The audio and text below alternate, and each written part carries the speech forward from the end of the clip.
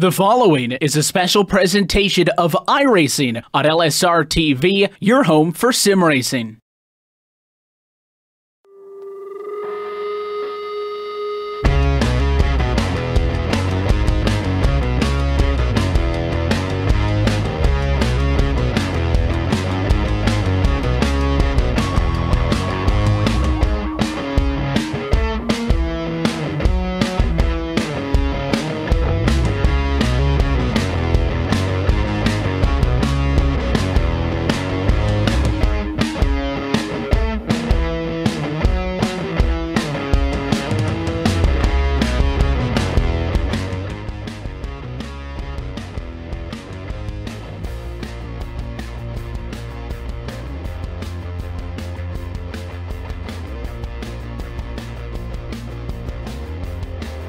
Good evening, race fans, and welcome to those of you watching on Facebook Live and YouTube.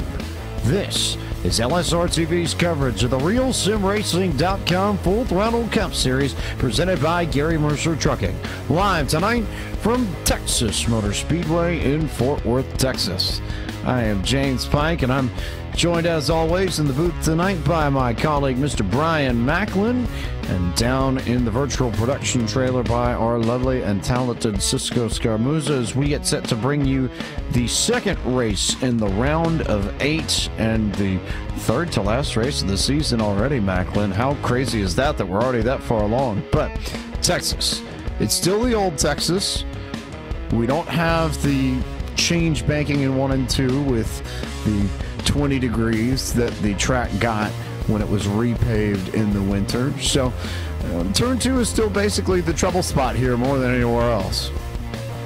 Yeah, and with this track still having the old surface, you can expect the tires to be a big factor in this race tonight. On Sunday during the Cup race, we saw guys taking 2 tires and taking chances with no tires at times, and they were able to make it work. But here tonight, that's not going to be the case. Every time we have a caution, you're going to see these drivers come to pit road and get 4 fresh tires. I don't think you'll see anybody take any chances on 2 tonight. And with us having this older surface, as the tires wear out, you can expect these guys to move up the track and get closer to that outside wall. I was watching these guys during their practice session, and a lot of them after 5 to 6 laps, they were going up against that wall down in turns 1 and 2 and running the middle groove in 3 and 4. So it's going to be very exciting to see once that begins to happen tonight. And we'll also, as always, keep track of our playoff hunt. We'll keep an eye on the 8 drivers that are still in contention for the championship. Dylan Jones, we don't have to worry about. He won last week in Martinsville and locked himself into the championship 4 at Homestead, Miami. So you've got 7 drivers racing for 3 spots. If we cut the race off right now for those final positions, David Washington, David Comstock, and Daniel Eberhardt would be the 3 drivers that would join Jones in the championship 4 in Miami. On the outside looking in, you've got Carl Shedd, Andrew Freenars, Brandon Bowie, and Lionel Callisto. And I think especially for Shedd, Freenars, and Bowie, those 3 are separated by a grand total of 1 point. And they are all only 10 and 11 points back of Daniel Eberhardt. So you can't stay that close for forever. I figure we're probably bound to see some separation in that tonight. From those 3 drivers, who do you think might have the best shot at grabbing the victory to lock themselves in at Texas? First of all, I just want to say, you say they can't stay that close forever, but let's remember back to the round of 12. We had 3 guys tie for the final transfer spot, so it can happen. It's very likely that we could possibly see that going into Phoenix next week. Just have to wait and see. As far as your question about which of those 3 I think stands the best chance, I really like Andrew Freenars, and the reason I say that is because he was fastest in practice here today, and he qualified on the front row, just missed the pole, actually missed the pole by about 1/10 off of David Comstock as of right now, but he's got a fast car, and we've seen these guys, these Aegis PowerTech cars, they've been fast every single week. I see no reason to believe he's not going to get the job done here tonight, and a win would guarantee himself a spot in the championship 4 at Homestead. And oh, by the way, as we wrap up qualifying with a minute to go, guess who's currently on provisional pole? David Comstock. And then sitting in second, you've got Freenars, and fourth right now, Daniel Eberhardt. So 3 guys already who are in there, and Carl Shedd's 5th. So how about 4 of your top 8 qualifying in the top 5 as it stands? You need to be quick. You need to be good. I think we've hit that point in the season where top 5s are really the only thing that could guarantee you a spot in the 4 if you didn't have the points coming in, because that's the level that everybody is racing at right now. Well, and to your point, 7 out of the 8 playoff contenders are in the top 10 right now. The only one that's not is the guy that's locked in the Homestead, Dylan Jones. He has not turned a lap in qualifying as of yet and appears to be taking a provisional to take tonight's race from the back when we take the green flag. But all 7 of the other playoff contenders are in the top 10 right now, the worst being Brandon Bowie in 9th. That shows just how strong all of these cars are and how much they know they have to rise to the occasion, not only here tonight, but also next week at Phoenix. They know how much pressure is on to try to get into that final 4 at Homestead to give yourself a shot to win the championship. And one more guy I think to watch before we get to tonight's starting grid, Dwayne Vincent, who before the spring race here, which David Washington won, had 3 straight victories here at Texas. This is absolutely his best track statistically on the Full Throttle Cup Series. So watch out for that 13 machine. He might have something to say about this. But as we roll on to the starting grid, we can confirm David Comstock got the pole for tonight with a time of 27.117 seconds. Andrew Freenars will join him on the outside of the front row and start second. Anthony Navarro rolls from third. Daniel Eberhardt, playoff contender, starts fourth. Carl Shedd in the 45 will start from P5. Corey Wolf in the 16 starts P6. Lionel Calisto, the 97, starts P7. David Washington, the 98, starts P8, and I promise you that's just coincidental. It did not shake out that way, that these last digits have lined up perfectly. Bowie breaks that streak. The 44 will start 9th, and then Ross Cato will round out your top 10. Trevor Rappolo is going to start in the 11th position here tonight, and then to his outside, Sean Castro will start P12. And then we have the 4-time winner here at Texas, Dwayne Vincent. He starts 13th here tonight. He's looking for his 5th victory here at the Texas Motor Speedway. And Tanner Tallarico will start P14. Then we have Nelson Rivera starting 15th. Shane Ewing will start in the 16th position. Then we have Gabe Wood in 17th. Eric Stanford is 18th. Nick Silver is 19th, and rounding out the top 20, Chris Murdoch starts 20th. Austin Coote rolls from 21st. Bruce Pearson starts 22nd. John Abbott, last car to take time, is 23rd.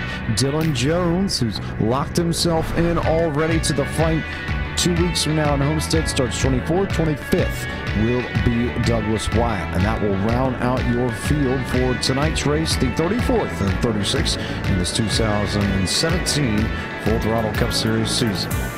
Looking at our track facts, we'll go for 125 laps, and at 1.5 miles per lap here at Texas, that will come out to 187.5 miles that these drivers will complete this evening. 24 degrees of banking throughout the turns, 5 degrees of banking on the front and the back stretch. Your short chutes in the front straight are a little bit tighter than they are at Charlotte, but otherwise this is a track very identical to that track in North Carolina and to the sister track to both of those, Atlanta Motor Speedway, about 30 minutes south of the Georgia State Capitol. Glad to have you with us here, though, on LSRTV as we get set to roll off in yet another night of Full Throttle Cup Series action with a spot to race for the championship in Homestead, Miami on the line. Pace car makes the turn towards pit road, and David Comstock waits and waits, and now gets everyone underway as we take the green flag here at Texas. Pretty good jump for him. He's off by about 2 or 3 car lengths. Side by side behind him. Didn't look like Anthony Navarro got the greatest of start,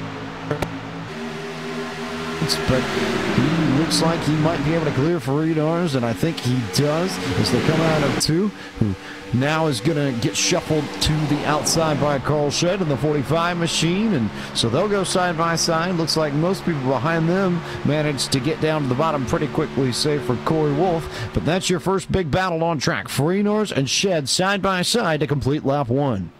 And while these two are teammates, they are also enemies right now because they are battling for one of those transfer spots to get into Homestead. So as much as they want to work together, they almost have to race against each other, and that's exactly what we're seeing right now as Freenars is fighting hard on the outside line, trying not to give that spot up to Carl Shedd if he doesn't have to, but it looks like Carl Shedd's beginning to inch ahead as they come off the corner right here. Looks like Carl Shedd has the advantage, but Freenars continues to battle back on the outside line, and he is trying, and now it looks like he's finally going to have to concede that battle. So Freenars will fall back into that fourth position, and Carl Shedd will move into third. Absolutely nobody running the top line of their own accord and election at this stage. Everybody is down on the bottom within about the top 15. I think you have to go all the way back to about Sean Casto, Dwayne Vincent and company. I'm thinking, yeah, Sean Casto back in 16th, and I might have just clipped the wall there coming through the short chute into turn one. So finally is going to get in line here behind Eric Stanford way back in 16th, but that's how far back everybody had been one by one. And then, of course, Lionel Kalisto and David Washington have to completely throw everything that I just said out the window because they are side by side racing for the 6th position.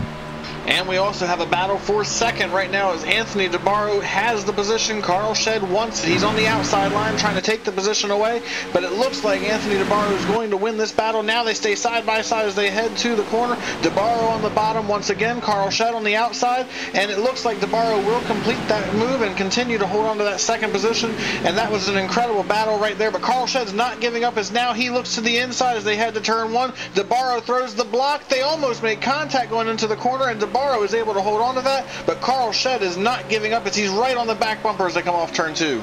Corner exit will be everything here. We see so many drivers either get too loose or too tight, especially out of turn two, sometimes out of four, but two has always been the trouble spot here at Texas, and it's been that way for a while. So if anything happens, that'll be the case. Meanwhile, another battle side by side. Lionel Kalisto trying to pick his way through the field. Andrew Freenars is dropping back a little bit here. Was the pole sitter now running in the 5th spot and trying to hang on to that. Kalisto's going to drop back behind him, so he'll be there for now, Will Freenars, but for how much longer? And is that car suffering for speed, especially on the front end of this run?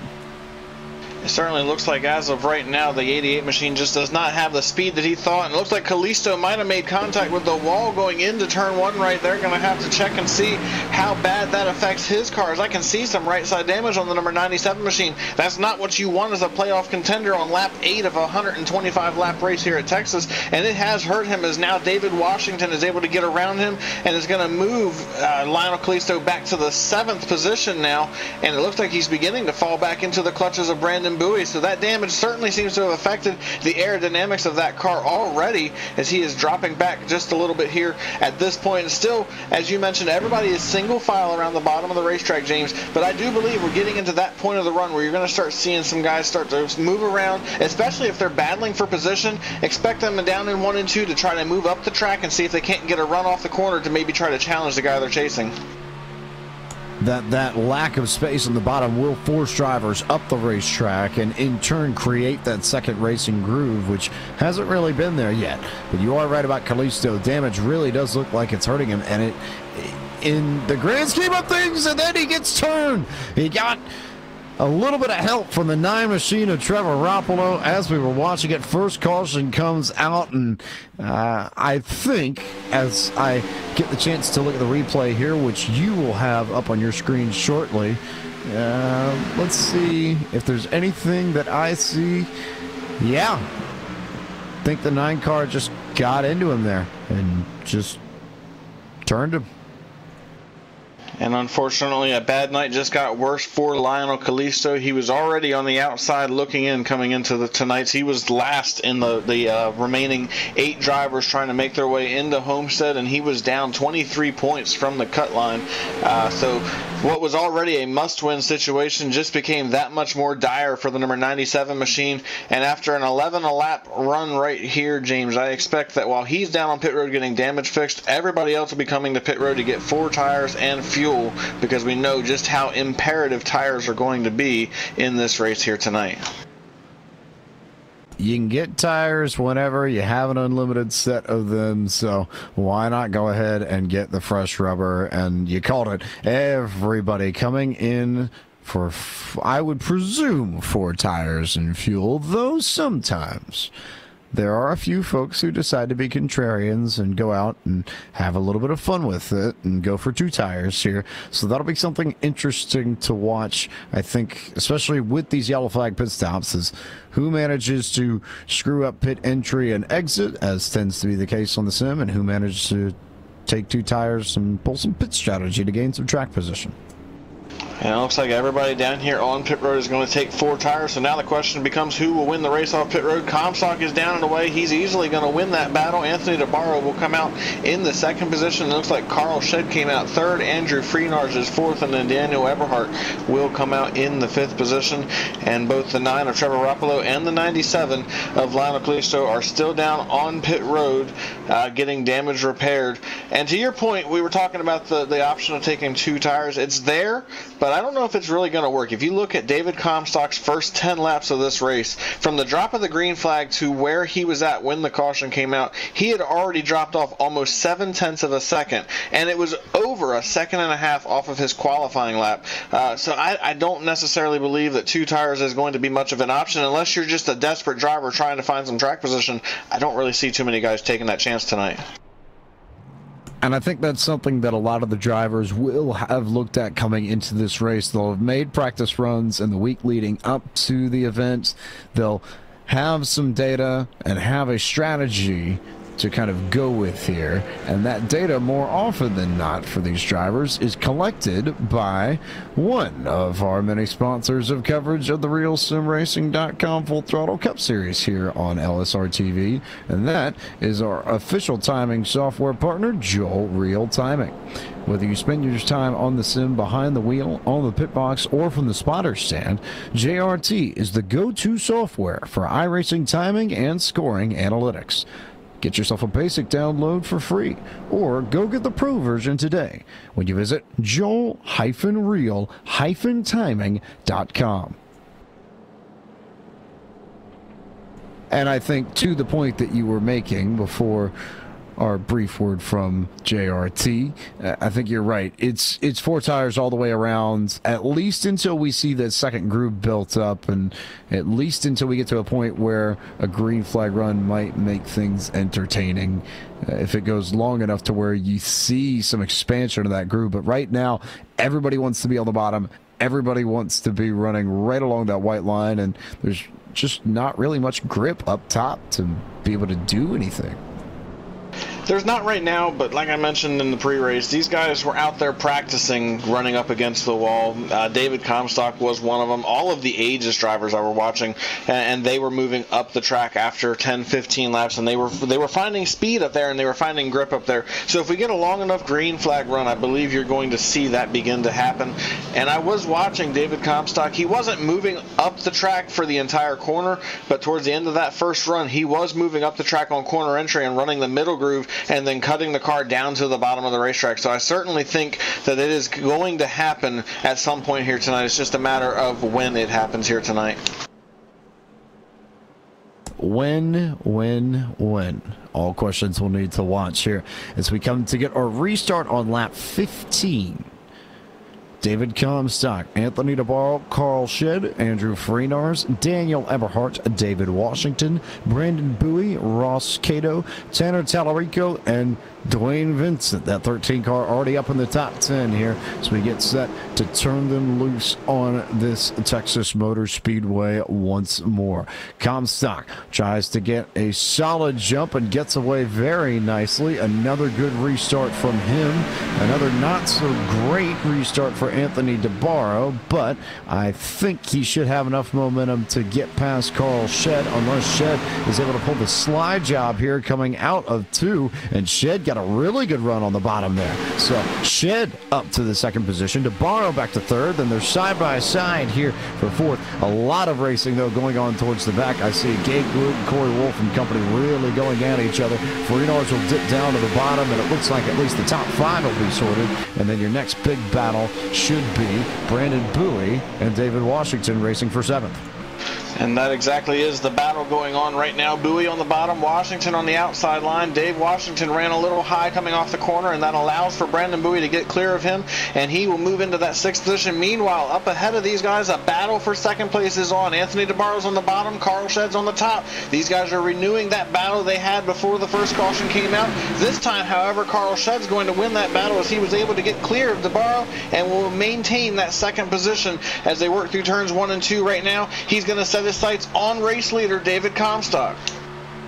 I think DeBarro got a little, well, actually Shed rather got a little bit of help from the pressure that Daniel Eberhardt is putting on Anthony DeBarro. A reminder that when you've got that great alliance that the PowerTech and Aegis drivers do, and Shed and Eberhardt are both part of PowerTech, you know, makes it easy to call for a few little team orders here and there and do things like that to help out somebody in a situation like this. And I think in this situation, it looks like that Shed might have the better long run car, but it might not necessarily come to him the way that DeBarro's car does right off the beginning of a restart.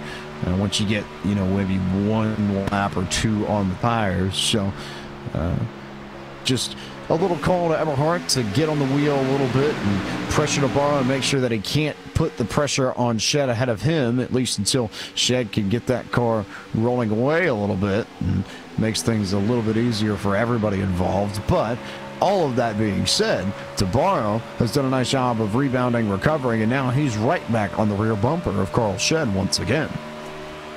He's on the back bumper of Carl Shed. Carl Shed's on the back bumper of David Comstock. This battle for the top 5 positions in general is really beginning to heat up, as now here comes DeBarro. He got a great run from the center off of turn 2 all the way down to the back straightaway. He was right on the back bumper of Carl Shed, but elected not to take that run to go for a move for 2nd place. He's going to hold that 3rd position right now, and Eberhardt now looks to the inside. Looks like DeBarro's going to throw a block, and now they're almost 3 wide as they go down the front straightaway. DeBarro continues to protect his line, and Eberhardt was right there, and he's on the back bumper. Almost tried to make a little bit of contact with him through the turns 1 and 2, but DeBarro was able to hang on and get away from him now by about half a car maybe, and he's trying to get away from these guys now. Meanwhile, the leaders are looking at this and they're saying, continue this please, because we're starting to pull away.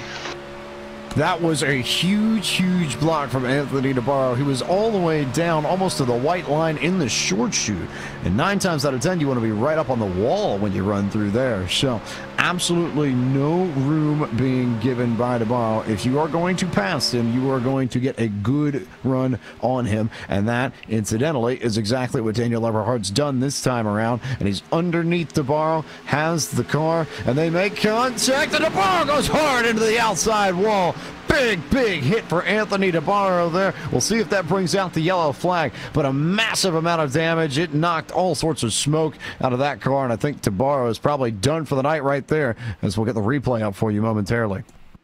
Man, that was a huge hit coming off turn 4. They weren't giving each other an inch, and it looks like Eberhardt just did not keep the car on the bottom as well as he could have, and they made contact. And when you make contact at that part of the racetrack, it's never going to end well for the car on the outside. And for Anthony DeBarro, as you mentioned, looks like his night is pretty much over. And this, I don't think necessarily should come as a surprise, James, because Eberhardt and DeBarro for the last 2 years, they've had quite the on-track rivalry here in RSR's Full Throttle Cup Series, and it looks like here tonight they might have just renewed that rivalry. There will be words. That will be interesting, I think. And I have a feeling that our race director, Kyle Barnes, may have to sort them out post-race. But I think from what I can tell, sometimes that happens, and I think especially, as you said, with guys like that who consistently have raced each other really tight all year long, doesn't surprise me that they've come together once again. It's just a question of who is going to end up on the bad side of things. Now, all of that being said, there's a huge battle going down right around the 8th position. You've got about 4 or 5 cars tied together here. Tanner Tallarico is up there. Ross Cato is there. And you had Brandon Bowie there. David Washington's in that mix. And they're all just trying to sort themselves out. And I think just trying to get to the bottom of things. They're trying to get to the bottom of things by running that middle groove. You see some of these guys back here in this pack. They're beginning to move up the racetrack and begin to search for some grip up high. Meanwhile, Nick Silver just had a moment coming off the corner right there. He got loose coming off turn 4, had to hang on to that car, and it made everybody around him think about it for just a moment. But you can see right to his outside, the number 12 of Ross Cato carrying that speed off the corner. He's going to clear Nick Silver. He's going to make that run and get to the door and possibly clear Tanner Tallarico as they get down to turn 3, and he continues to try to carry that speed on the outside line. And this time coming off turn 4, there he goes. Ross Cato is going to get around Tanner Tallarico, and there's a wreck right behind these guys on the front stretch. I didn't catch the name, but it looks like another wreck. This time maybe not a caution though, but some problems there on the front stretch. Eric Stanford was one. I think Sean Casto was the other, and I believe they might have actually been 2 separate incidents. I think I couldn't quite tell. I know Stanford went around in all of that. He got help from the wall more than anything else. I think he just overdrove the corner and then bounced off Corey Wolf and got into the wall there. And big wreck there, but fortunately does not bring a caution out here, so we're going to continue racing. And that battle right there around the 8th position, 8th all the way back to about the 14th, 15th position. It is an absolutely incredible battle going on right here, and it looks like David Washington is at the front of this battle. He's trying to hold some of these guys off. Nick Silver is on the outside line trying to make some moves, as he's now going to go around Ross Cato and move himself up a couple of positions. That's going to move Nick Silver up into the 8th position, and he will set his sights on Dave Washington. But you can see these guys back here, they are really searching for speed up on the outside line, and they have found it as Nick Silver gets another incredible drive coming up off the corner, and now he's got the run, and we'll look to the inside of Dave Washington as they head to 3. He's underneath Dave Washington. Also want to let you know that there might be a battle developing for the lead here in just a moment, because Carl Shedd has managed to run down David Comstock. So that could be one we watch here in the next lap or 2. But for now, best battle on track is definitely David Washington and Nick Silver side by side coming out the back straight. And they continue to battle for that 7th position. That McDonald's Ford on the bottom of the racetrack trying to attack the number 98 machine who's on the outside line and is trying to play defense here as they come off the corner. Dave Washington had a little bit of a wiggle coming up off the corner, manages to hang on, doesn't quite carry the momentum he was looking for, and that allows for Nick Silver to stay on the bottom of the racetrack. But now Washington's able to get clear as he was able to drive the car a little bit deeper into the corner than Nick, and he's able to get ahead of him. Now here comes Tanner Tallarico looking for a chance to go after Nick Silver for position. Doesn't quite have the speed, but he's right there on the back bumper here as they head to 3. Still really tight between those guys. Silver trying to hang on the rear bumper of David Washington, and then Nelson Rivera still there trying to fight. I believe that's the one of Tanner Tallarico. So nothing yet, but still pretty close amongst those guys. And Carl Shedd, I think, managed to make some sort of small slip up and mistake over the last few laps, although Comstock just drove it really deep and wide into 3 and 4. So I think he just gave a little bit of that time back to Shedd, but his leaf is a little bit more safe for now, so we can roll back to that battle right where David Washington is. And that battle just continues to rage on as they tried to go 3 wide in the middle of turns 1 and 2, but they were able to sort it all out. David Washington has kind of separated themselves from this battle for the moment. Nick Silver's right there, though, trying to take that away from him, as Silver got a great run coming off the corner. He slides in the middle of the corner, trying to get clear of Dave Washington. Not going to be able to do it, and Nick Silver once again is on the bottom of the racetrack trying to make this work. Now here comes Tanner Tallarico with a big run coming off turn 4. He has nowhere to go with that run, though, as the front stretch just isn't quite wide enough for 3 wide racing, and he had to settle in line behind these guys, but he's got a challenge on the inside of the racetrack. I believe that's from Nelson Rivera on the bottom of the track, and it looks like this time, though, he's able to get ahead of Nelson and will continue to try to find a lane to go around the 98 and the 24 as he runs really high through 3 and 4. This time gets another great run coming up off the corner, but again, just has nowhere to go with that run. He'll get a little bit of help because Nelson Rivera clipped the apron and got loose, so that cleared the bottom for Tallarico if he chooses to run down there. But at the same time, he's got that blockade of Silver and Washington right there, and they almost make contact. And Washington got really loose, and that, I think, might just be the break that Tanner Tallarico needs. And oh, by the way, look who it is, Dwayne Vincent coming up behind the 1 car there. And Dwayne Vincent trying to sneak his way into this battle. He's on the bottom of the racetrack trying to go around the 98 of Dave Washington on the bottom here. That moves Dwayne Vincent up into the top 10 here tonight. And he's been in the top 10 once before, but he fell back on the restart. Now he's starting to claw his way back towards the front of this field as he battles to the inside of David Washington here once again, trying to see if he can't take that line away. And I'm kind of surprised at this right now, James. David Washington has been so strong on the mile and a half this season, but he's back here running, just barely hanging on to a top 10 spot as of right now. This is not the type of run I expected out of that number 98 machine. Might be a little while before we see him show up towards the front of this thing, but Washington did win here in the spring, so not necessarily out of the question for him to put it all together and run back up towards the front of this, but it looks like him kind of fading away towards the back of this group has finally split them up a little bit, and when you get to it, it's Tanner Talarico who will sort of lead this little mini group out of that fray, and then Nick Silver, and then Dwayne Vincent, and then you've got Nelson Rivera and Washington still kind of side by side. Now slide it back to the 53 of Austin Coop, who is there, and I think Washington might have a little bit more damage than we realize, because there's a lot of right side damage to that 98 machine, and he nearly lost it there out of 4 too. Just slid up right in front of Ross Cato, and I'm almost amazed that Cato didn't run into the back of the 98 the way he kind of just drifted and lost the rear end of that car. So the 98 now is definitely hurting.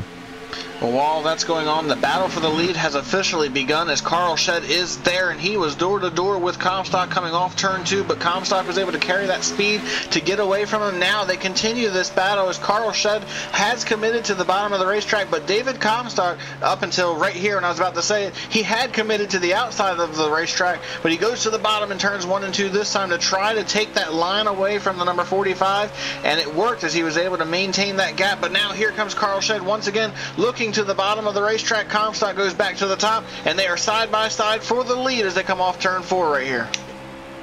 Really tight stuff here between Shedd and Comstock. He won't have the run to make it happen yet, will the 45, but can he throw the sustained pressure on? And then I think we also would be remiss not to mention the fact that behind these two, you've got a battle for third between Freenars and Everhart, and a battle for fifth between Bowie and Jones, and they're all, for the most part, nose to tail and within a car length of one another. 3 separate groups fighting for the top 6 positions on track. Pretty impressive, I'd say.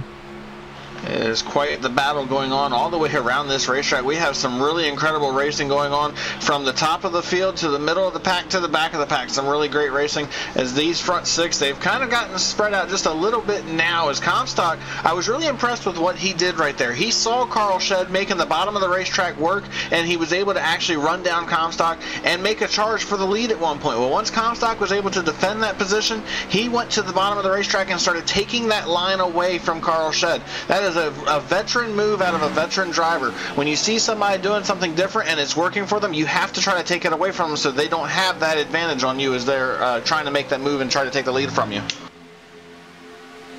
One of those things that David Comstock has learned here and has a lot of experience in this series, has been in many a playoff fight before, is the 2016-2017 Icebreaker Series champion. So definitely has the ability to make it happen, and a very strong man to worry about, I think, here over the next 2 weeks. Though Carl Shedd was able to get to his inside relatively quickly once again. So Shedd, I think, just playing with it a little bit at this stage and not necessarily pressing the issue, but just trying to see where his car might be better than Comstock's, especially over the course of a long run, because we're starting to get into the throes of one right now. And he got a great run coming off turn 4. That time was able to make the run. He almost clears Comstock in the middle of 1 and 2, but Comstock will not surrender as he carries that speed coming off the corner. Gets a great run coming off turn 2 and will be able to take that position back, but Carl Shedd back on the bottom of the racetrack again, trying to see if he can't make that move on the bottom. But now that the outside line has begun to work, it is so difficult to be able to make that move. You almost have to wait for the driver that you're trying to pass to make a mistake, and so far that has not been the case with the 42 machine, as he has just been able to hang on and hold off Carl Shedd for that race lead.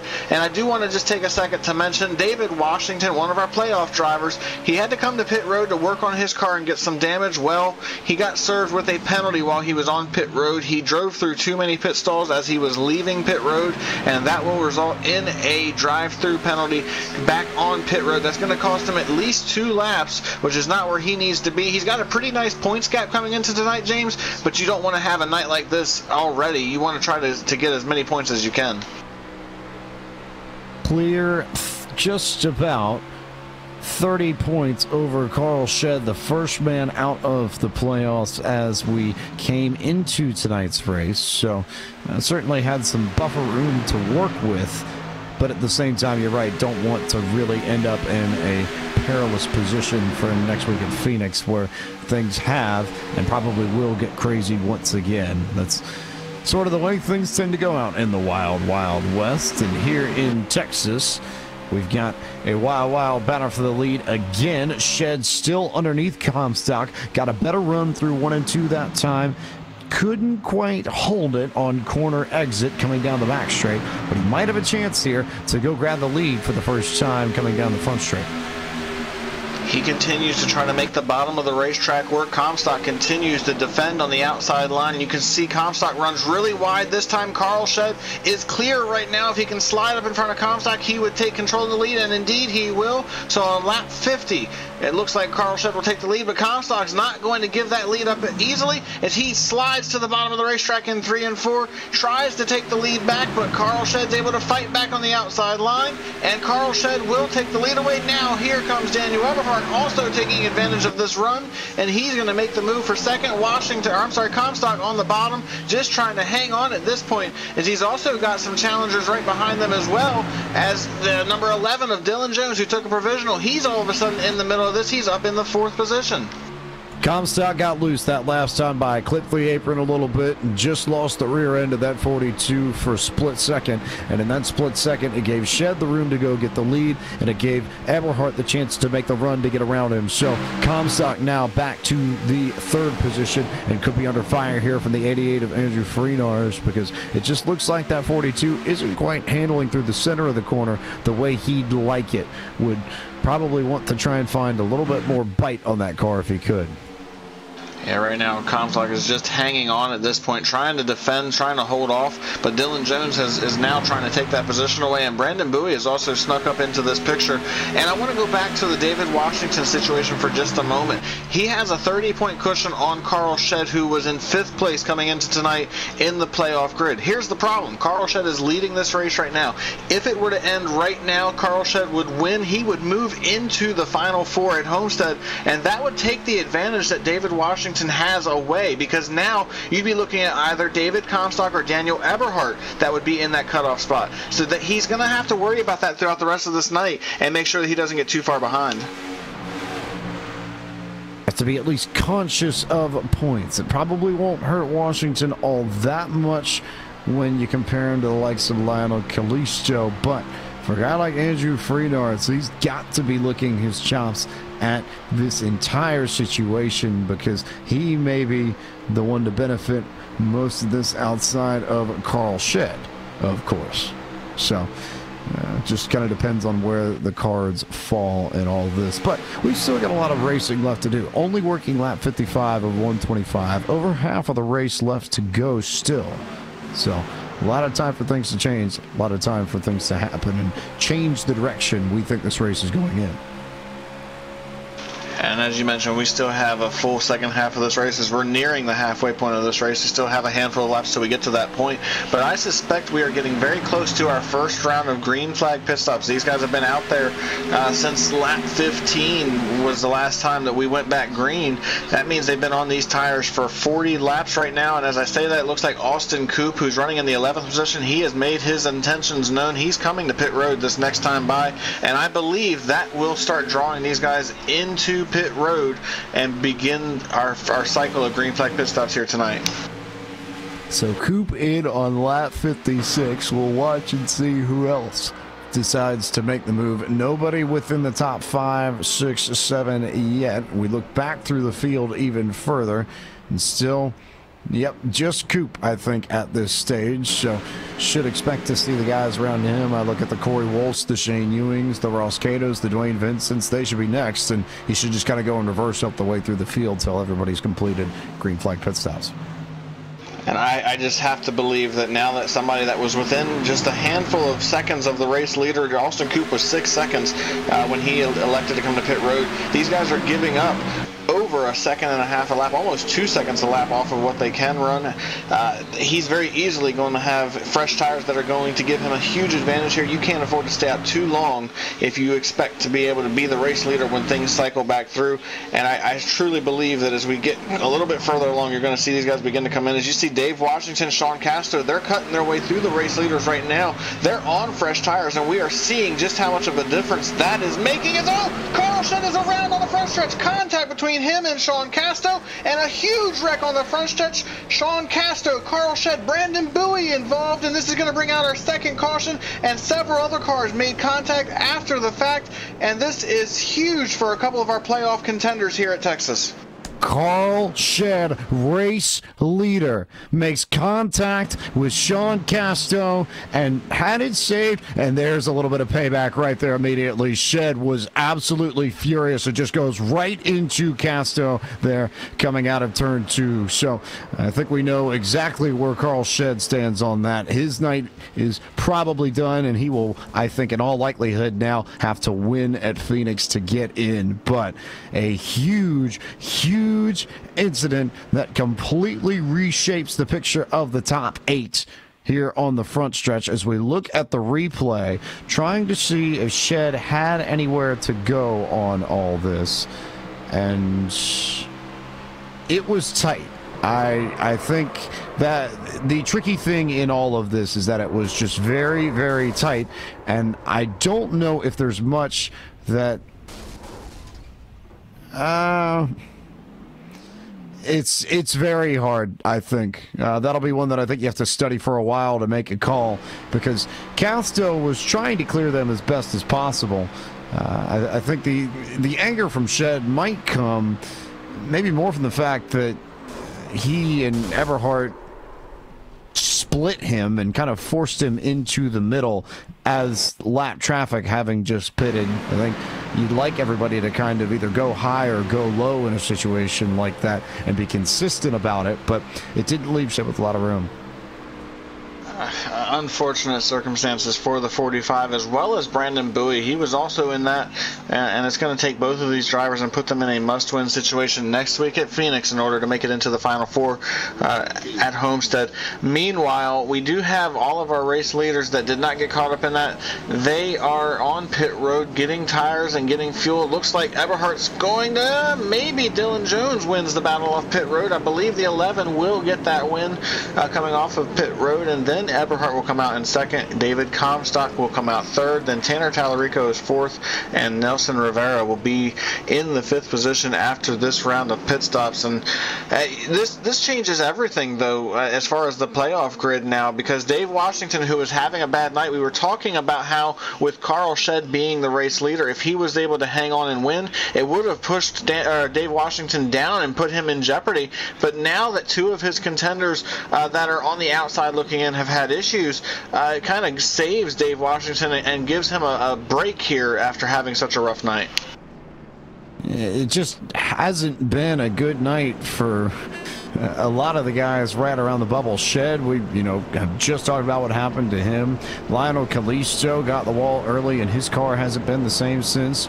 Brandon Bowie got caught up in all of that mess as well, and Frenars is really the only one at this stage who actually has a decent car left on track. So it could be a really, really big night for him if he can step it up and get back to the top, 5, 4, 3 like he'd been running earlier.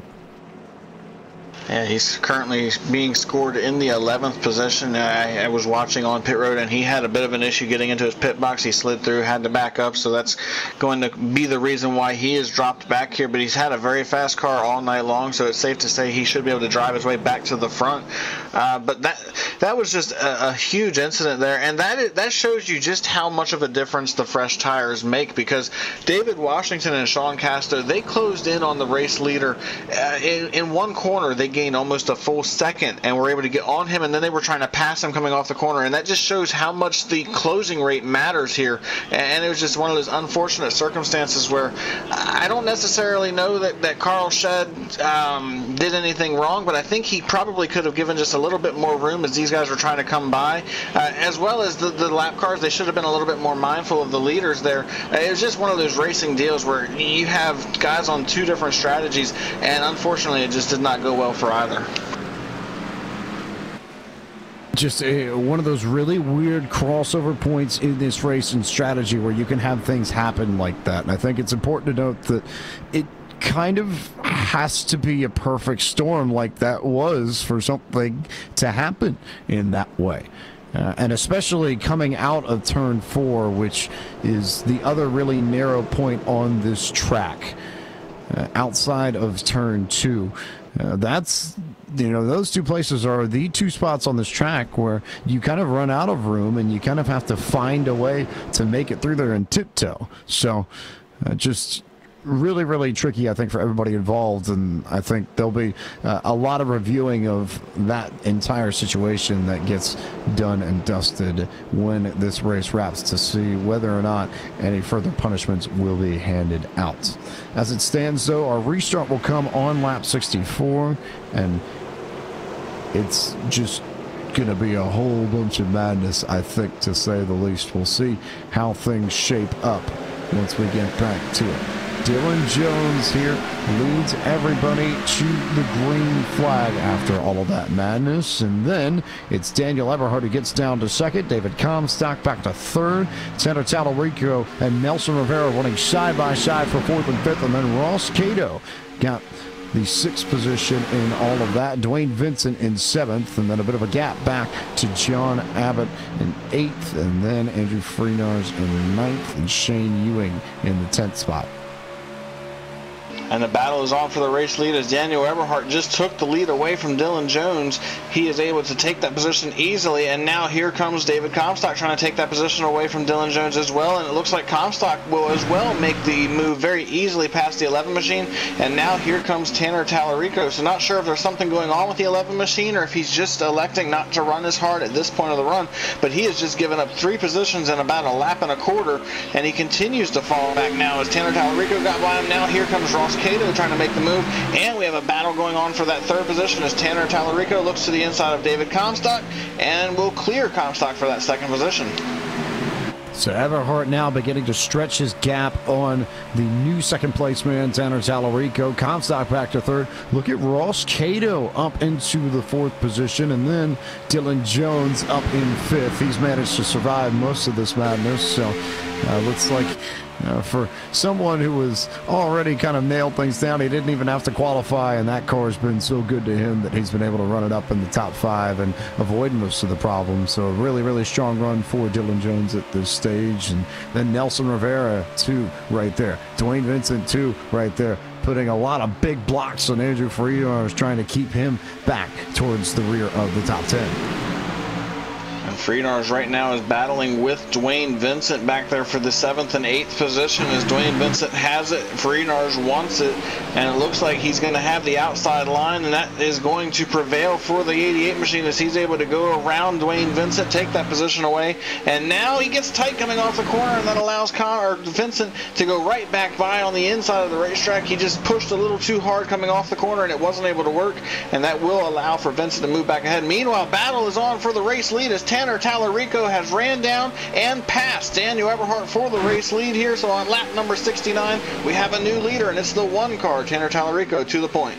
Tanner Talarico up to the front for this might be one of his first laps led this season if he can hang on here for another lap and a half and come across the stripe. And he's really found something in this run. This car has really come to life since that last restart, and he's starting to put the pressure down on everybody here. Eberhardt back by about a car length or 2 at this stage, and that gap might increase just a little bit.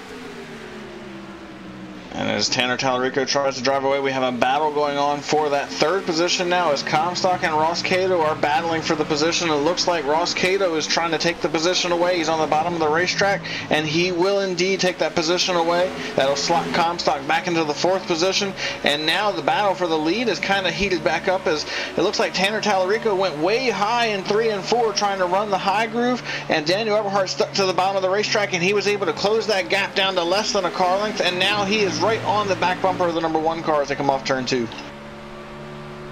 So now here comes Eberhardt back on it. Now that the green flag laps are starting to roll in and pressures are building up on the tires, looks like Eberhardt's car is coming back to life, managing to chip and chip and chip away at that lead of Tallarico. All of that being said, though, these guys are both gone from Ross Cato by almost half a second, maybe a little bit more. They're pretty organized back there from 3rd on to about 8th, but Tallarico and Eberhardt right now clearly the class of this field. Yeah, they have drove away from everybody behind them, and they just continue to pace this field. And how about Ross Cato? We haven't really talked about him much here tonight, but he has found himself in a great position, and he is challenging some of these playoff contenders, having a great run in that number 12 machine. Got to really enjoy seeing that, and I'm very impressed with Tanner Tallarico as well, because as you mentioned, I believe these are his first laps led here in the Full Throttle Cup Series. So a big night for that number 1 machine, getting out here and getting to challenge some of these playoff guys, showing them that he's got some speed in that car and maybe a threat, but now he's going to have to battle with one of them playoff contenders as Daniel Eberhardt has gotten to the inside of him for the race lead as they cross the start-finish line, and it looks like Tanner Tallarico has committed to the outside line, and as soon as I say that, he goes to the bottom down here in 1 and 2. Well, we're seeing it now. I think that outside line started to come in because we've had enough guys run up there, so they're starting to explore, and Tallarico explored a little bit, and it just did not work for him at all there in 1 and 2 because Eberhardt was promptly able to get the run to get right back around him, and it was close coming out of turn 4, and at the stripe it was Eberhardt by 7/1,000ths of a second. So I wonder now if this might go back to the same thing that you talked about earlier, Brian, when David Comstock was in the lead, and I think it may well have been Eberhardt that he was trying to block, but taking away his line, and then, of course, as soon as I say that, Tallarico overdrives the corner, opens up the bottom for Eberhardt, and makes it a side-by-side battle again for the race lead.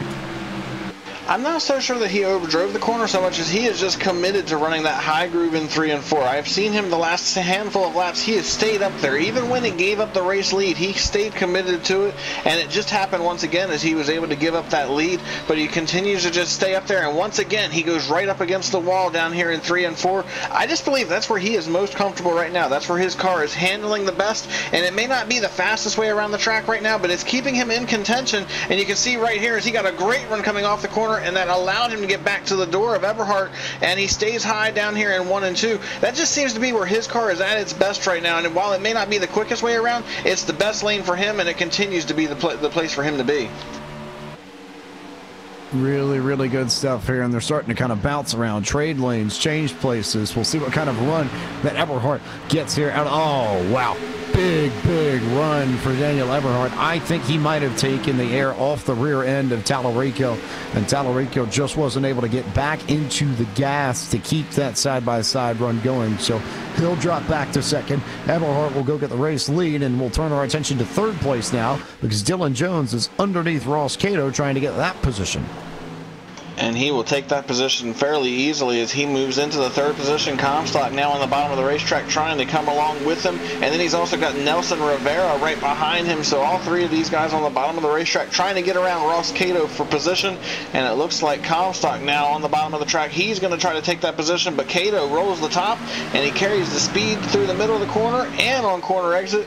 And that's going to allow him to be able to fend off the number 42 machine, at least for the moment. He will continue to hold on to that 4th position as he tries now to hang on, and we're starting to see Daniel Eberhardt pull away from Tanner Tallarico, and as that happened, I noticed he started moving down the racetrack a little bit, not to the bottom, but he's running the middle groove now for the most part. He's not running right up against the wall like he was when he was racing with Eberhardt for the lead.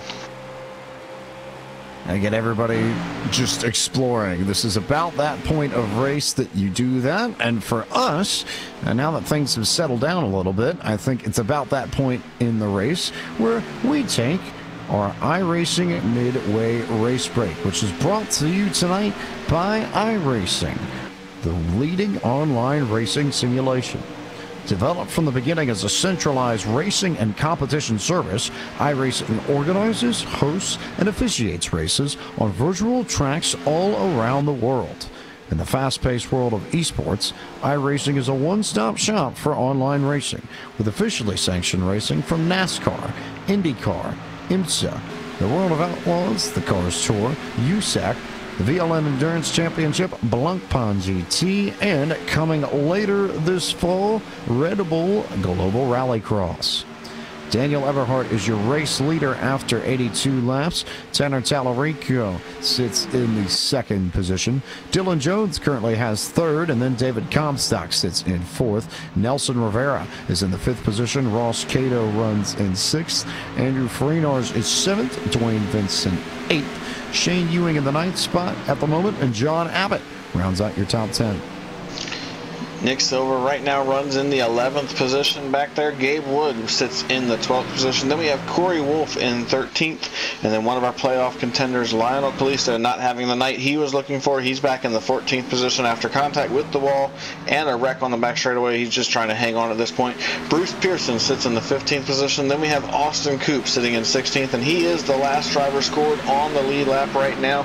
The first car one lap down, running in the 17th position. Another one of our playoff contenders, David Washington, is 17th. He's in the lucky dog spot if we get a caution. That's what he's looking for at this point. Trevor Rapolo is 18th, and he is the last car that is only one lap down. The rest of these drivers are either in the garage repairing damage, or they are currently out of the race. And starting with that is the 19th position of Brandon Bowie, and 20th is Carl Shedd.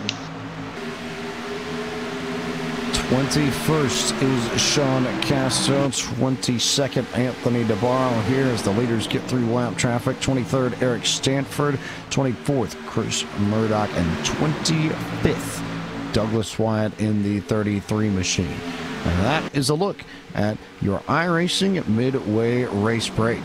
For more information on the wide variety of sim racing possibilities online, visit iRacing.com to sign up today. For a limited time, you can visit iRacing.com/World of Outlaws and take advantage of exclusive promo codes to get yourself on the sim with a 1-year membership for half the price. Once again, that's iRacing.com/World of Outlaws. So we saw during that midway race break that Daniel Eberhardt very carefully tiptoed around the tulips and was able to pass the lap car of Anthony DeBarro. You know, DeBarro is probably not happy with the 90 after they made contact earlier on in this event. So I think that will be one thing that Eberhardt will watch out for, since those two have battled hard all season long and gotten into each other a lot all season long, and that certainly was not the first episode between the two of them during the 2017 Full Throttle Cup Series season. That being said, though, Daniel Eberhardt's got company, because Dylan Jones is starting to make his way up past everybody. David Comstock now back to the third position as the 11 clears him, and now Jones is starting to run down Eberhardt, not by a significant margin, but it's little by little, lap by lap, and it's consistent at this stage too. And he's bringing somebody along with him, and that's number 42 of David Comstock, who has managed his tires very well on this run as well. And he has been staying right with Dylan Jones as they both have been trying to track down Daniel Eberhardt for the race lead. They were both able to get around Tanner Tallarico a handful of laps ago, and they both are a little bit quicker than Daniel Eberhardt at this stage of the run. And you can see two completely different lines being ran right now. Dylan Jones is staying committed to the bottom of the racetrack all the way around this thing, where David Comstock is running that middle groove to the high groove on both ends of the racetrack, and they're both running pretty much the same lap time. So that shows that there is a lot of speed on all ends of this racetrack. They can do whatever they want at this point and find speed. So a lot of options for these drivers, and that's what makes for some really good racing, and that's what has made for all the incredible action that we have seen here tonight thus far. which, believe it or not, we're starting to get down towards the end of this thing. Currently working lap 90, so 36 laps to go here at Texas. 5 when they cross the stripe. Jones and Comstock trying to reel in Eberhart, and it's going to get a little bit easier, I think, now that the lap traffic, for the most part, has jumped out of the way. Just a little bit ahead of Eberhart in the form of Trevor Rompolo and Austin Coop. And then you've got a full straightaway to Bruce Pearson in the 12th position. So we'll see how that works out over the next few laps. But you can see it now that Jones is kind of just leading everybody back up towards the rear bumper of Eberhart, and Comstock has done well to hang on, I think, with the car as loose as it's been for a good chunk of this evening. We've seen it a lot on that 42 machine, and I think we also have to give a call here to Nelson Rivera and Tanner Tallarico in particular, running 4th and 5th. Very solid drives for both of those drivers tonight in Texas so far. Absolutely, and they're staying within reach of the leaders as well, as they're respectively 1.5 and 1.7 seconds behind Daniel Eberhart. And this is after almost 40 laps on their tires, so they're doing a really good job at maintaining that speed throughout the course of the run, having a great run for both of those drivers. And to bring up that point, we've been on these tires for almost 40 laps. It is going to be a little bit of a game here, I believe, James, at the end of this race, because they technically can go the distance on fuel from here. You can go about 65 laps on a tank of gas. They went back green with, I believe, 62 laps to go in this race. If it stays green to the end, the question now becomes, do you want to come to pit road and get tires, or do you want to stay out there and try to hang on? Right now, these guys are running a full 2 seconds a lap slower than they would be if they were on fresh tires. So somebody that might want to take a chance could potentially be a spoiler here if they come to pit road. Could be a spoiler, and it would be interesting to see if anybody tries to play that strategy, especially towards the back half of the top 10. Also want to note that Lionel Calisto received a black flag for driving through too many pit stalls on exit the last time around, so he has come around to serve a stop-and-go penalty. So 97 back towards the back of this, 2 laps down in the 18th position, and the last car running on track. So at this point, I think probably is just riding around to catch up to people if they wreck out of this race earlier than our 125 lap distance. And beyond that, it's just go win at Homestead and see what you can do to make it happen and get into the championship 4. At the moment, though, that gap is still being chipped away. Dylan Jones still working on it and trying to claw Daniel Eberhart back towards him. We know Jones is already locked in and is just trying to make it more difficult for everybody else. But Eberhart here has a chance to win his way into the championship 4 if he can get the victory here at Texas tonight. And would just make it a little bit easier knowing that Phoenix tends to get pretty hectic amongst this series every time we visit. And we'll do that next week to figure out our championship 4 field in full. And the first of our race leaders have come to pit road. Ross Cato is on pit road, so one of those drivers that's willing to take that chance. He has come to the attention of his pit crew. Needs a flawless stop here on pit road. 4 tires and fuel will be the call for the number 12 machine. Meanwhile, this drew everybody else, or at least the front 2, into pit road, as Daniel Eberhart and Dylan Jones both saw what was going on behind them, and they are on pit road as well for their pit stops here. So tires evidently more important than fuel at this stage of the race. And just to make sure that you cover all your bases and don't get beat on pit strategy by anybody, Dwayne Vincent also down on pit road this time by. So we'll see who our next bunch of drivers will or won't be trying to make that happen. And the answer to that question is David Comstock in the 42 machine. Waited no more than a lap before he came down, so he'll be next for 4 tires and fuel. And I think Nelson Rivera and Tanner Tallarico will assume the top of the pylon, and then Anthony DeBarro goes around on the front straight. I can't tell if that's going to bring out a caution. He's currently sitting right there down on the bottom, just trying to make sure that he gets cleared, and that does bring out the caution. So DeBarro hits the wall again, brings out the yellow flag. We'll see whether or not that was anything crazy, and it looks like he just lost control of that, and just the rear end snapped around on him, and he hit the wall coming out of turn 4. And this changes everything, as now it's going to catch several of our race leaders a lap down, and included in that are Daniel Eberhardt, Dylan Jones, and Dave Washington. Dwayne Vincent also got caught. Curious to see how this is going to affect David Comstock, as I believe he might have gotten off pit road in time to be able to stay on the lead lap. Once timing and scoring catches up, we'll be able to confirm or deny that, but it's going to change everything, and it's going to give Nelson Rivera, Tanner Tallarico, John Abbott, and Nick Silver a huge opportunity here inside the final 25 laps of this race. I think we're going to see a lot of guys end up taking the wave around on this to go get their lap back. We'll see just how it sorts out. There's a lot of work, I think, for timing and scoring to do. But, yeah, big boost here to Rivera, Tallarico, Abbott, Silver, Shane Ewing, Corey Wolf, Andrew Freenars, I think, should be the 7 that are on the lead lap once everything cycles through. And to get back to the Comstock situation, he was indeed trapped a lap down, so he will be one of those drivers that's going to have to come and take the wave around. Meanwhile, Nelson Rivera, Tanner Tallarico, Nick Silver, John Abbott, all of these drivers are on pit road for what could be the final pit stop here of the evening for all of these drivers. And it looks like Nelson Rivera will easily win his battle off of pit road, as he had a pretty good sized gap over Tanner Tallarico because of the lap cars in between them. And indeed, Nelson Rivera wins that battle. Tanner Tallarico will be the next car off, and then it looks like John Abbott will come out third, Nick Silver is fourth, and Shane Ewing is fifth. So a complete shakeup from what we've been talking about, with the exception of Nelson Rivera and Tanner Tallarico. Most of these guys that are up here inside the top 5 we have not talked about very much tonight, and now they have an opportunity to go up here and maybe play spoiler and go after their first wins of the season. A lot of guys a lap down and not a lot of time to fix it. We're working lap 100 now, so coming under 25 laps to go here in just a little bit, and it will be time to get up on the wheel and go, especially for those guys up at the front of the field, because we don't have a single driver that's won a race this season within the top 6 right now.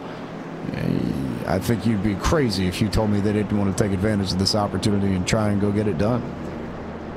Well, and then you've got a driver that's in a bit of a desperate spot. Andrew Freenars has an opportunity here as well. The guys that he has been chasing for the majority of this race, well, they're going to be stuck behind him taking the wave around. If he can find a way to get through some of these guys ahead of him and get to the race lead and somehow steal a win here tonight, that guarantees him a spot in the Final Four at Homestead in 2 weeks. So he's got an opportunity to do something big here too, while his competitors are trapped behind him. And like you mentioned, for these guys up at the front of the field, how about this opportunity for a Nelson Rivera, for a Tanner Tallarico? How about John Abbott? We don't get to talk about him very much at all. He's sitting in the 3rd position here with less than 25 laps to go. A big opportunity for all of these drivers. And it will shake up a lot of things, I think. And before we move on, I think we've got another friend of our broadcast on LSRTV to give a shout to, especially since this is Dwayne Vincent's house after all, and he's a long time friend of these guys. So we'll remind you that tonight's coverage of the RealSimRacing.com Full Throttle Cup Series is brought to you by Hippie's Paint Shop. Hippie's Paint Shop has over 5 years of experience providing top quality custom paint schemes for all iRacing vehicles at a low price. Because after all, at Hippie's Paint Shop, the cost isn't high, just the painter. And I mentioned it right off the top of this yellow. You just saw a good chunk of drivers take the wave around to get back on the lead lap. So I think that we can at least lay out the top 8, and we'll see how it kind of sorts out at the back end of this once everybody comes back around. Nelson Rivera will lead the field to green. We'll take it on lap 104. Tanner Tallarico will be in 2nd. John Abbott will run 3rd. Nick Silver will be 4th. Shane Ewing will be 5th. Andrew Freenars will run 6th. Corey Wolf in 7th. Gabe Wood in 8th. And then I believe Dave Comstock and Daniel Eberhardt will round out your top 10. And that appears to be how it's going to be here as they get ready to go back green. Nelson Rivera once again being scored as the race leader, and he has a golden opportunity here as they get ready to take the green flag. Pace car is in, and for 22 laps we're about to go back green. Nelson Rivera on the loud pedal, and we are back underway here. John Abbott got a great restart as he's going to try to take that second position away, but Tanner Tallarico is going to fight hard as they get down into turn 1 right here, and it looks like he's going to stay door to door with that 10 car as they get down into turn 1. Who's going to win this battle? John Abbott fighting hard, but it looks like Tallarico's got the run coming off the corner and contact, and we're going to have a wreck on the backstretch, and this takes a bunch of drivers out, and we're back under caution here at the Texas Motor Speedway. Massive incident behind Nelson Rivera, and that cleaned out a very healthy chunk of cars. That started, I believe, Abbott came up and just got in to Tallarico, and then they all made contact from there, and it swept out a lot of drivers. Nick Silver got torn to pieces in all of that. Corey Wolf was right there in the heart of things, and Shane Ewing was also involved in that as well. And it looked like everybody just snuck through that, save for a few guys in the back.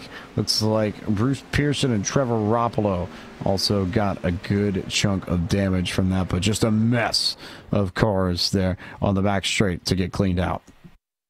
Absolutely insane, and one driver that caught a lucky breakthrough all that was Andrew Freenars in the 88. He was right in the thick of all of that, and he was able to get around it. Looks like he has the golden horseshoe in his car here tonight, and that's going to put him in the second position here on this next restart with an opportunity to go get that victory that we were just talking about. And this also helps the drivers that just had to take the wave around: David Comstock, Daniel Eberhardt, Dylan Jones, Dwayne Vincent, all of these drivers that were on pit road when they were trying to do their pit stops under green and the caution came out. Now they're back up inside the top 5, and they're caught up with an opportunity to get back up there and get back where they were at.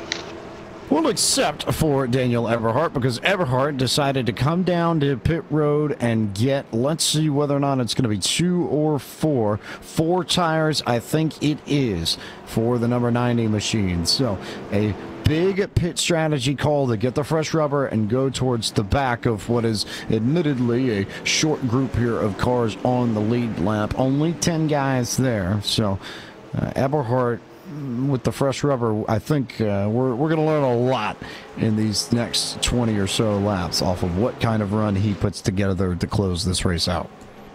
We'll have to wait and see what happens with that 90 machine, but it's going to be very interesting here at the front of the field. I'm very interested to see what happens between the 88 and the 7, because Freenars, as we get closer to the end of this thing, now he has a little bit of pressure coming from behind him. He can't afford to play around with the 7 car. If he can get a run on him and try to get by him, he needs to do so as quickly as possible, because he does have a couple of drivers behind him that are going to be a threat, and that's David Comstock. And how about Dwayne Vincent? He's a 4-time winner here at Texas. It doesn't surprise me at all that we're inside 20 laps to go and he's up inside the top 5. I wouldn't be a bit surprised if he could go for his 5th win here at Texas here tonight. Been a wild race here at Texas. A lot of storylines, I think, running underneath the race itself. And another one to make note of here, and I think a big point to make, is that Vincent and Comstock and Gabe Wood, all running their 3rd through 5th, all have clean race cars. Eberhardt 2 and Dylan Jones and Ross Cato. And I think they might be the only ones left on track that don't have any form of damage whatsoever in what has been a very fender banging race here down on the Lone Star State. Are we still at Martinsville, or is this actually Talladega? I'm a little confused because most of this field looks like they've been racing at Martinsville for about 500 laps, and we're at a track where aerodynamics are very important, but like you mentioned, there's only a handful of guys that have managed to keep their cars clean here tonight, which is kind of wild because we've had a pretty good race. With the exception of a couple of big wrecks on restarts, we've had a fairly clean race here tonight, but it just goes to show you how much the pressure has rose for all of these drivers and how much the intensity intensity has rose. They know what's on the line, and for the 8 playoff drivers, they know what they have to do. And as the lights go off on the iRacing Ford Mustang, we're going to go back green here in about a mile and a half. And James, it's going to be a wild restart. Do you believe Nelson Rivera can hang on, or is the 88 going to be able to play this role that he needs to play to go up there and get his first or his win to lock himself into Homestead? Let's find out and see, shall we? Nelson Rivera, currently the leader. He'll lead them to the green on lap 109. Andrew Frenars will start from second. Gabe Wood, third. David Comstock restarts in fourth. Dwayne Vincent will restart fifth. Sixth will belong to Trevor Rapallo. Daniel Everhart, seventh. Dylan Jones, eighth. Ross Gato, ninth. And David Washington, your top 10. Also, incidentally, all of the cars on the lead lap in this race. So, we will see how it shakes out. The question is whether or not, I think Freitas can get a run on the outside and get a little bit better run than Rivera, since he doesn't have as much damage on the front end of his machine. But pace car comes off. Rivera has control, gets away pretty well. Wood, I don't think, got the greatest of restarts, and gave room for Freitas to jump right down in front of him and get down to the bottom. Comstock has the top side all to himself for the moment. Wood will slide back one more position. It looks like Vincent's going to be right there on top of him here in a moment. Comstock will jump up. So yes, Comstock now to third. Wood back to fourth. He'll have to fight off Vincent, and Rivera's going to get shoved up to the high side. Freitas goes underneath him looking for the race lead out of turn 4. This is the battle for an opportunity to go race at Homestead for a championship. Andrew Frenars knows if he can get the race lead and hold on, he would be able to go and compete for a championship here in the Full Throttle Cup Series, and he will take the race lead away from Nelson Rivera. Off turn 2, Andrew Frenars moves to the point, and now he's just got to try to hang on for a handful more laps, but the problem is he has threat or company coming, as here comes Daniel Everhart making his way around the 42 of David Comstock to take that third position away, but Comstock fights back on the outside line. He's trying to take it, and Comstock gets in the wall going into turn 1. That hurts his momentum, and that's going to allow Everhart to get away, and he now will try to take that second position away from Nelson Rivera. Here comes Daniel Everhart, and Comstock is following very, very closely behind with a pretty significant amount of damage to the right front of that car. But Everhart here is the man with the speed. He's beginning to run down Freitas, and even with the clean air on the 88 machine, I don't know if it's going to be enough, because Everhart has just eaten that gap alive. Now down to 0.2 of a second here as we work lap 112. The problem between these two drivers, they are teammates, and we have seen all season long the Aegis PowerTech drivers working together to help each other out throughout the season. Right here, right now, they can't afford to do that. Andrew Frenars needs to win to get into the Final Four. He's on the outside looking in. Everhart cannot lay back and let the 88 win. He holds the cutoff position right now, and if Frenars wins this race, that will push Everhart on the outside of the Final Four going into next week at Phoenix. These two have to race each other like they are bitter enemies through the last 12 laps of this race. They cannot afford to give each other an inch if they want to go to Homestead and race for a championship. Also have to consider that they're still racing pretty hard side by side behind these two back for the third spot. Dwayne Vincent and Dylan Jones will be going at it, and if we get any sort of contact and yellow back there with 5 laps to go or less, that is our point of no return, as Evan Pasoko loves to call it when he gets the chance to get behind the mic here on LSRTV. So at that point, the race would end under a yellow flag, and I think we definitely have to keep that in the back of our minds as well, because with the way this race has gone, I think it's a very distinct possibility. But for the moment, this is Frenars' race. He's got the lead. Everhart trying to run him down. That gap has come down, maybe not as much as it was a few laps ago, but the 90 car will be there, and he'll have his shot to try and get around the 88, no question. He's got it right now as he got a great run coming off turn 4, looks to the inside as he tries to take the position. Freenarz blocks and puts him in the grass as they go into turn 1.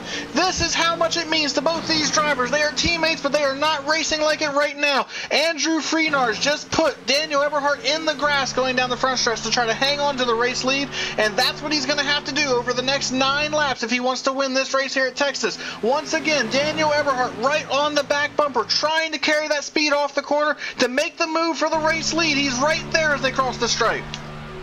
It's blocks, blocks, blocks, and more blocks here from Andrew Freenarz, trying to hold the 90 car at bay. He's got to do it. He's got to find a way to keep them back and put Eberhardt back in second position if he wants to find a way into the championship 4 at Homestead on his own, because you're right, at this stage it's not necessarily a guarantee that both of these drivers will be able to race their way in on points. Freenarz especially, so he goes all the way down to the bottom of the racetrack here as we work lap 118. Eberhardt will try to go to the high side now back to the bottom, tries to pull the crossover move on the 88 down to the bottom. It won't be enough. Here comes Eberhardt underneath Freenarz down to the bottom of the racetrack in turn 3. He might have the lead coming out of turn 4. They'll go side by side to the start-finish line with only 7 laps to go.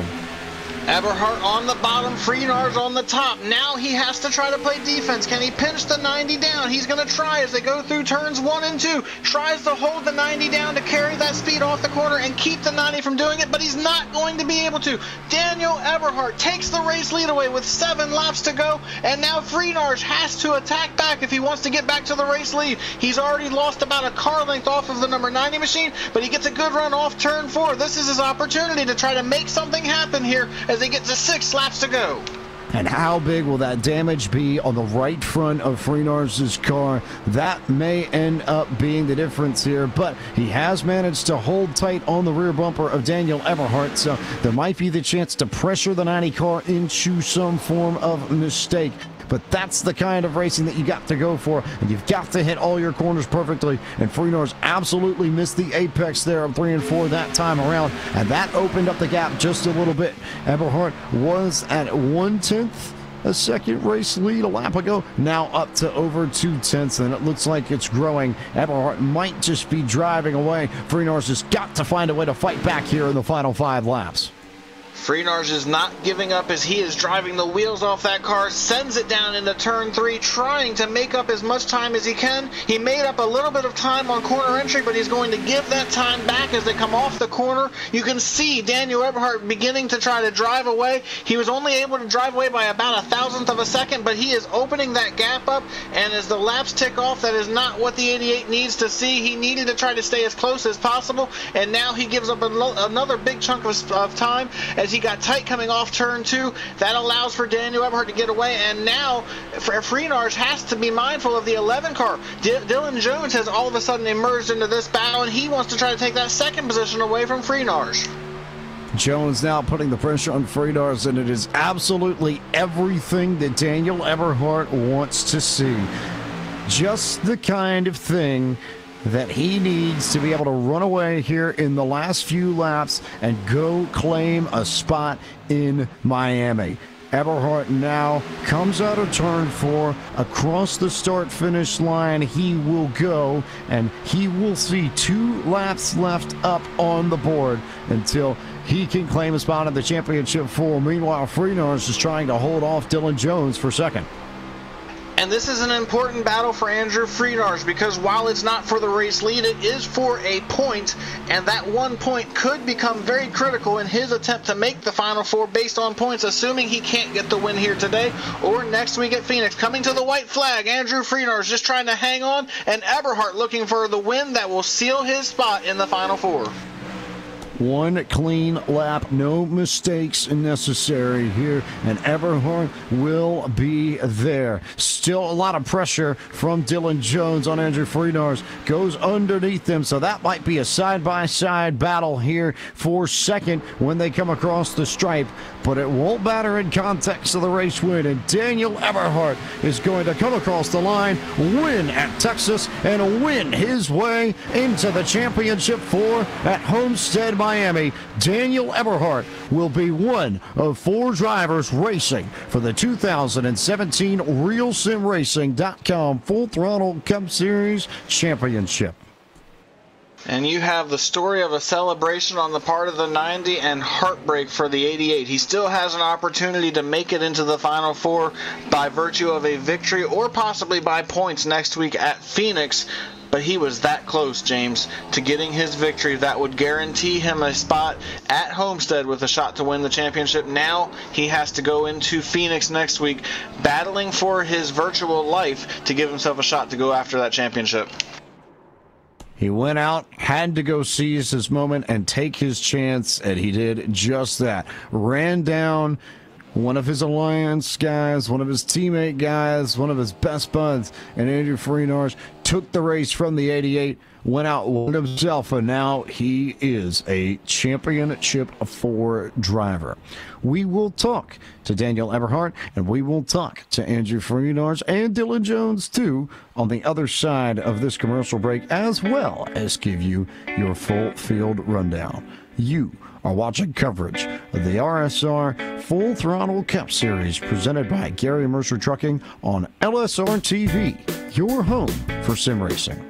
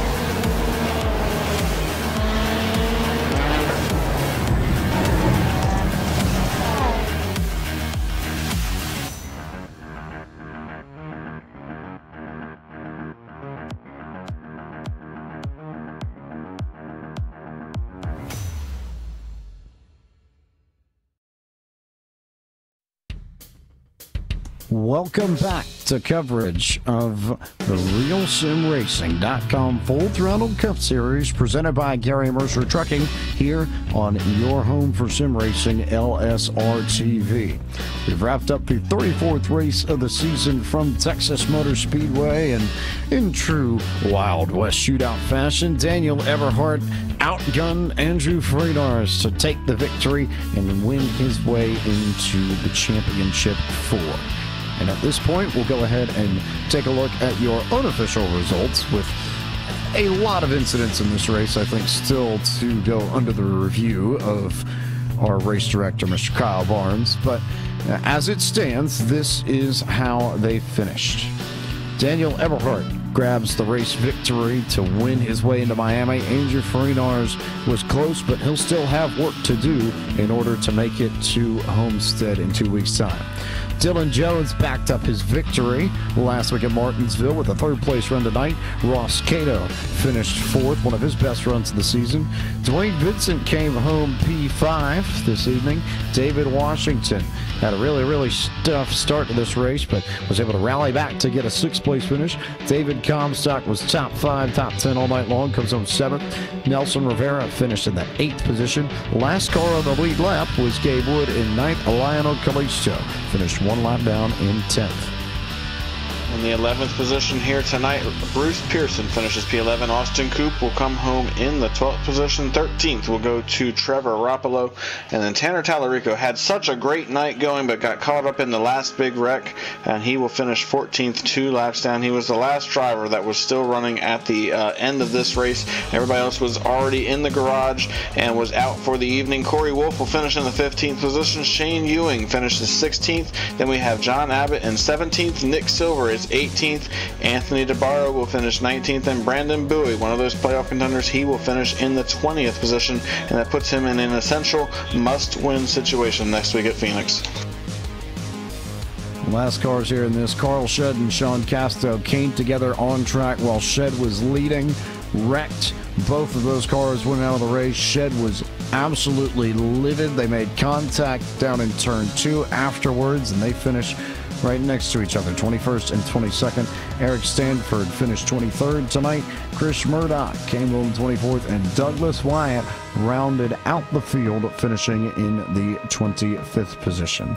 And so we turn from that and head to Victory Lane, where Daniel Eberhardt is hanging out with a very fancy 10-gallon hat and a pair of 6-shooters, ready to celebrate victory and a spot here in the round of 4, the championship 4, and what will be his first shot at the title.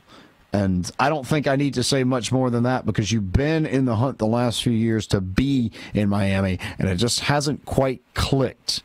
But to finally get your shot, can you talk about the excitement and just the enormity of the opportunity to go race for it at Homestead in 2 weeks' time? I'm going to tell you, man, it's a relief. It is like all the pressure is gone. You've made it, you know, and it wasn't the best race all around. There was a lot of stuff going on that you could tell from a driver's standpoint. Just a lot of stuff going on inside the head of the drivers tonight, and it was pretty sickening to see it. But, you know, controversy always leads to a great outcome. So, and I love racing at Texas. It's a fun track virtually, and it's fun to watch, you know. In real life, I love the track. I love the way it's laid out. It's kind of like Charlotte, and it was fun tonight, definitely with the late afternoon weather. It was a little bit locked down. I wish we could have ran afternoon, but all in all, it was a great night. And first off, I want to say sorry to the 99 of DeBarro. I felt really bad for that. I could tell I was going to net code him. He was just pinching on my right rear, and I could just tell it was going to happen.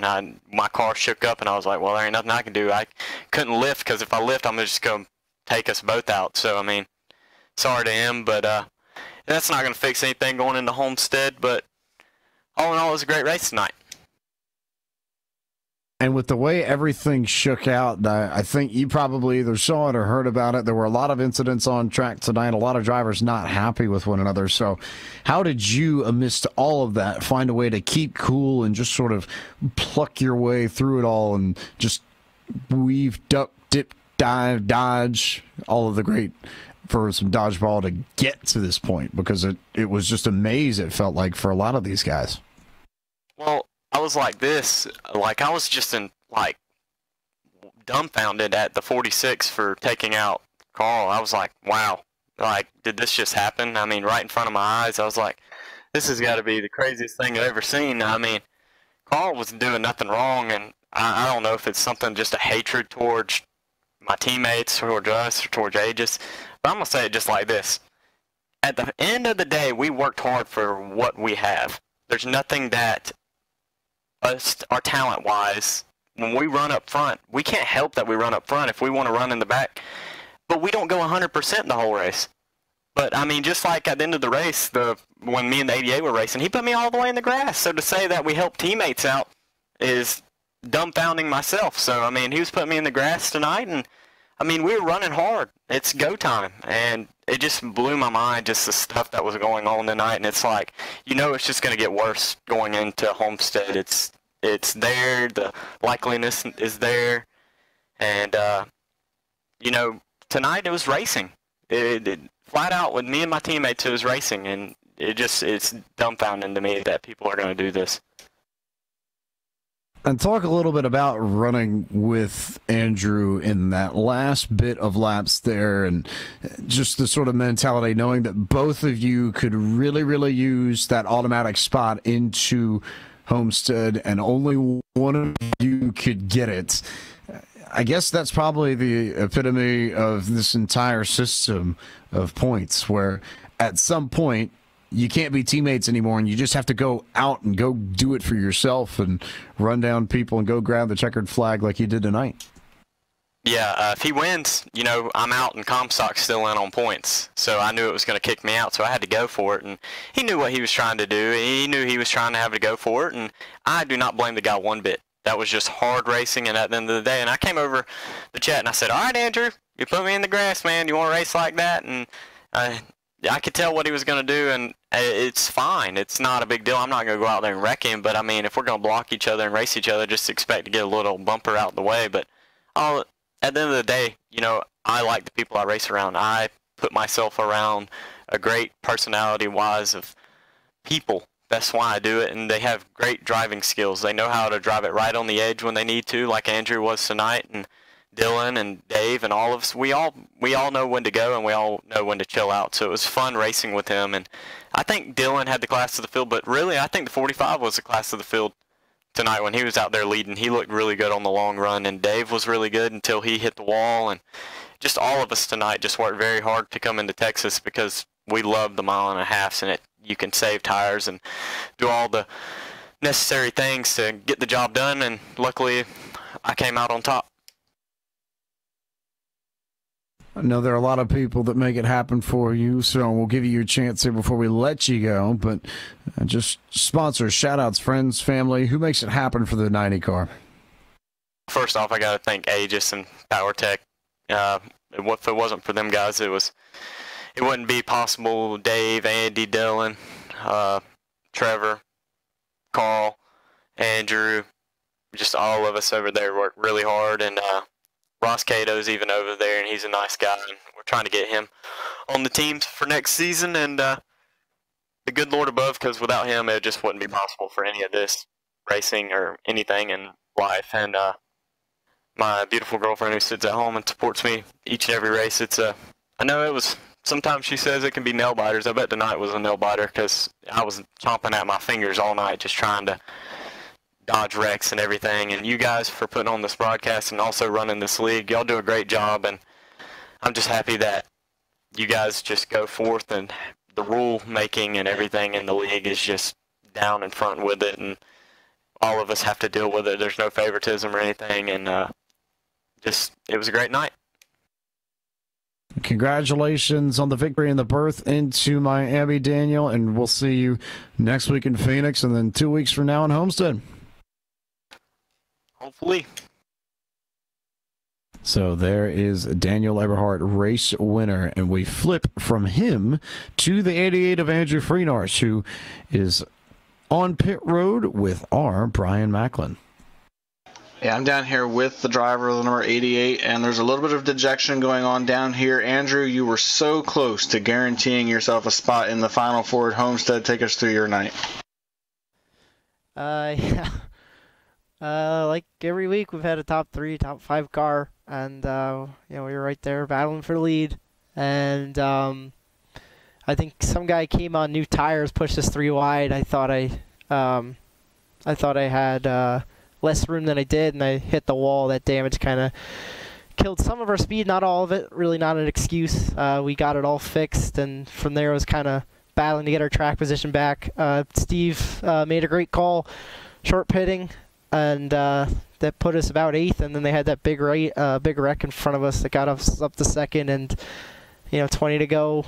restarting second, drove to the lead, and 8 to go, I had the lead, and I blew it. So I got to apologize to my team, and especially Steve. He put me in the spot I needed to win, and I just I couldn't deliver.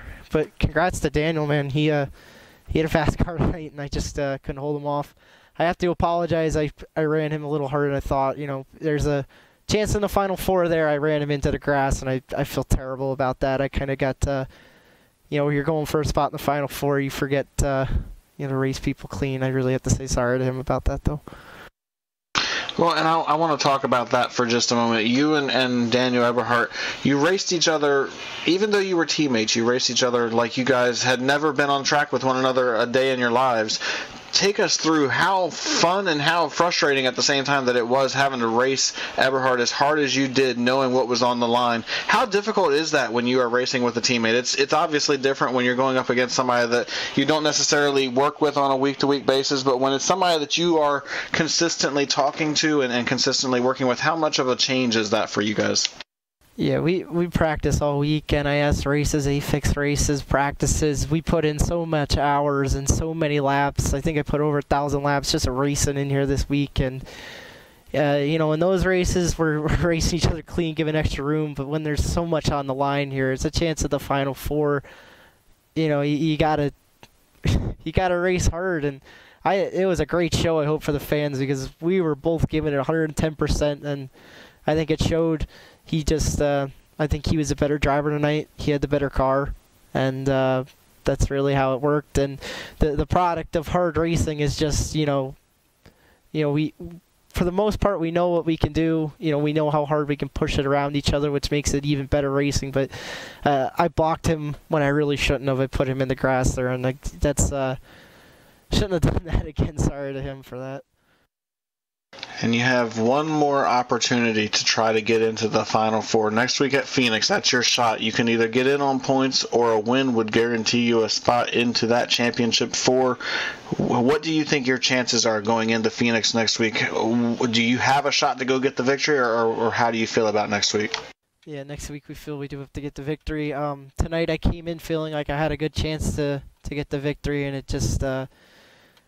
I guess it wasn't enough practice because we were still 3rd to 5th place car. We weren't the car I thought we were going to be. I thought we were going to be out front tonight. So it's an awakening. It's just kind of a test of how hard it is to win in here. So I'd like to say next week, I love Phoenix. It's a great track. Statistically, it's a good track, but the competition in here, I'd like to think I could win, but realistically, we might need strategy or something to win next week. But we're going to practice even harder this week. We'll come back with a great car. This one stings a little bit, especially last week got 3rd, 2nd this week. Just we're getting closer, so hopefully we can carry that momentum and get a win. I don't think we can point our way in. All right, Andrew. Well, it's time to let you go, but before we do, just want to give you a chance to say thank you to your sponsors and say hi to any friends or family. Who makes it happen for you on the number 88 machine? Yeah, big thanks to LSRTV. You guys do a good job with the admin and putting the race on. I always enjoy watching it back. Dave for bringing me on this team this year. He got in some trouble tonight. He's still recovered. I think that just shows how hard we fight on this team. He was 2 laps down at one point, came back to get a top 10. Andy for putting the schemes on every week. Steve did a great job calling. My dad, my grandpa, my brother for building a computer. Without him, I couldn't run the sim.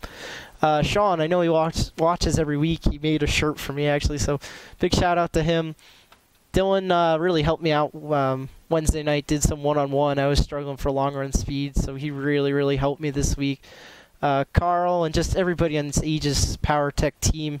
We're such a family here, and I think we showed we can run really well tonight. And just all my friends, family, and all the fans watching. I hope you guys enjoyed it. We were putting on a show for you guys. I hope you enjoyed it.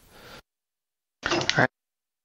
Andrew Freenarge, he finishes 2nd here tonight, and despite the good finish, he's got to go to Phoenix next week and get a victory if he wants to move on to Homestead. Now, Mr. Pike, I believe you've caught up with the only driver down here in Texas that was completely stress-free, and that is the driver that won last week at Martinsville, Dylan Jones, who finishes 3rd here tonight. Dylan Jones already in to Miami, so I think you saw the craziness that happened and you saw what was going on around you, but it didn't really affect you all that much because you knew your future was safe regardless. That being said, what was your take on everything that you saw this evening? Crazy. I mean, it was crazy, but getting down to the cutoff chase of the points, I mean, we got one race left here before we go to Homestead, and you could definitely tell guys were feeling the pressure of the chase. And there's some chase games being played out there, I'd like to say. Everyone was racing for everything they had, trying to get every point, and there's a lot of... I don't know what the points are going to look like after this, but there's a lot of mix-up after tonight. Did you have a sense that it might be this wild coming into tonight? Because you were one of two drivers who didn't take a time in qualifying, and while normally you wouldn't necessarily advocate that, I think there's a case to be made that if you start in the back, it gives you the chance to just sit back and let everything unload in front of you, and then once all of that's kind of done and dusted, then you move your way up to the front, and for the most part, that's pretty much what you did. Yeah, you pretty much explained it to a T there. We just, we had no pressure. We were just relaxing. This race, we weren't stressing out. We let all the other guys worry about that now. And we were just riding. I mean, the craziness actually happened a lot earlier than I thought. That was mid-race. A lot of wrecks happened right there. I thought they'd save that for the end, coming to the checkers, but we just kept our nose clean and got a top 3, I guess. So we'll move on from here for you. It'll be easy. You just head to Phoenix. Is that a race that you put a little bit more emphasis on to try and build up well to Homestead and go win? Or is it more like tonight where you just kind of roll in there knowing that you're in good shape and you just see what happens? Just like I said last week after Martinsville, I was going every week from here to Homestead, going out trying to win everything. No prisoners from here on out. We tried to win it tonight too, but we also didn't want to ruffle any feathers, so we kept our patience with us and took what we got tonight. But we're definitely going to go there next week, going for the win too. A lot of people I know that you need to thank and give your love out to as well. So here's your moment. Who makes it happen for the 11 machine? Thanks to Julio and all the guys on the Aegis team tonight and everyone here for putting this all on. It's a great fun week in and week out. Congratulations on your top 3 finish, Dylan, and we will see you next week in Phoenix and then 2 weeks from now in Homestead. Thanks, guys.